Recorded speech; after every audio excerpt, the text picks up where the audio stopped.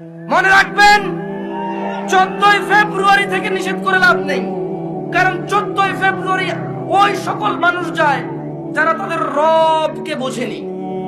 মনে রাখবেন, আমি আজকে রবের সাথে পরিচয় করে দিয়েছি এদের।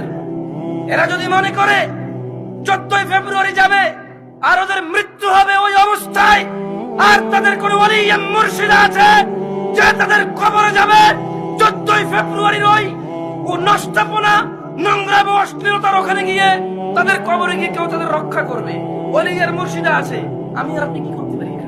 দেখা যাবে সেদিন, যেদিন বিচার হবে, মানুষ আল্লাহর সামনে আসবে এককভাবে, একা একা। সেই দিন দেখা যাবে ইয়াউমা ইয়াফিরুল মারউ মিন আখিহি, যেদিন মানুষ পলায়ন করবে তার ভাই থেকে, ওয়া উম্মিহি ওয়া আবিহি, তার মা আর তার বাপ থেকে, ওয়া সাহিবাতি ওয়া বানি, তার ছেলে এবং তার সন্তান থেকে।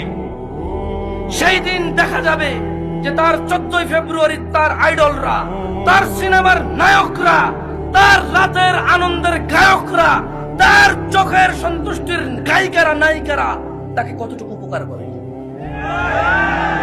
ওকে আমি 14ই ফেব্রুয়ারি থেকে নিষেধ করব না।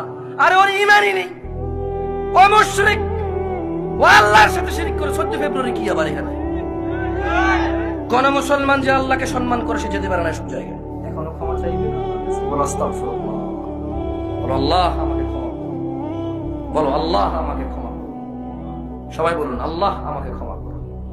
আস্তাগফিরুল্লাহ, আস্তাগফিরুল্লাহ, আস্তাগফিরুল্লাহ। বলুন আল্লাহুম্মা গফিরলি। সবাই আল্লাহুম্মা গফিরলি, আল্লাহুম্মা গফিরলি, আল্লাহুম্মা গফিরলি, আস্তাগফিরুল্লাহ। এভাবে ক্ষমা চাই, শিখাই দিলাম।